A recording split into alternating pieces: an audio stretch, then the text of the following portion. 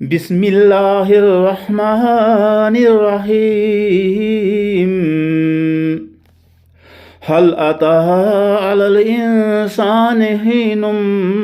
من الدهر لم يكن شيئا مذكورا إنا خلقنا الإنسان من نطفة أمشاج نبتليه فجعلناه سميعا بصيرا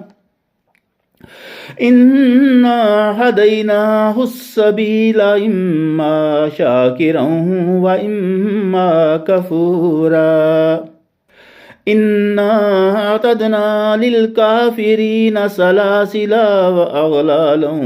وسعيرا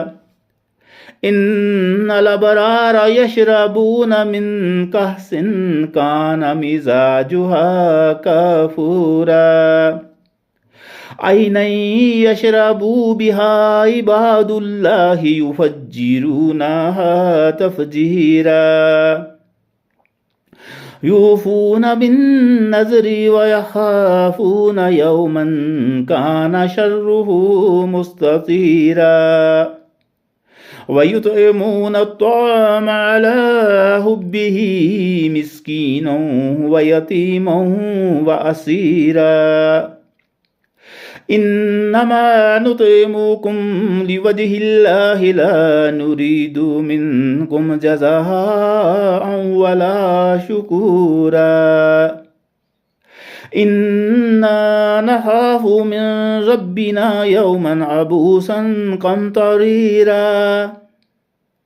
فوقاهم الله شر ذلك اليوم ولقاهم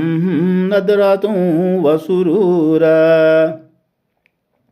وجزاهم بما صبروا جنات وحريرا متكئين فيها على الأرائك لا يرون فيها شمسا ولا زمهريرا ودانيات عليهم ظلالها وذللت قطوفها تذليلا ويطاف عليهم بآنيات من فضة وأكواب كانت قوارير من فضة قدروها تقديرا ويسقون فيها كأسا كان مزاجها زنجبيلا عينا فيها تسمى سلسبيلا ويطوف عليهم ولدان مخلدون إذا رأيتهم حسبتهم لؤلؤا منثورا وإذا رأيت ثم رأيت نعيما وملكا كبيرا عاليهم ثياب سندس خضر واستبرق وحلوه وساور من فضة وسقاهم ربهم شرابا طهورا إن هذا كان لكم جزاء وكان سعيكم مشكورا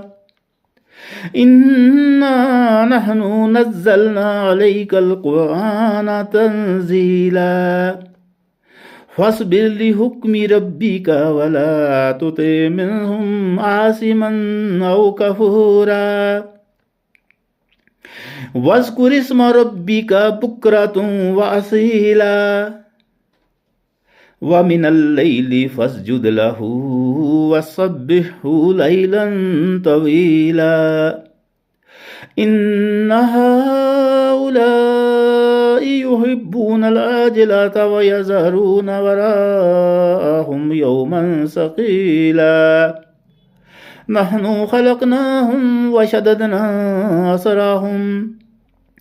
وإذا شئنا بدلنا أمثالهم تبديلا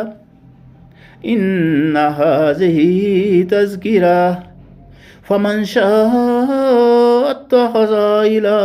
ربه سبيلا وما تشاءون إلا أن يشاء الله إن الله كان عليما حكيما يدخل من يشاء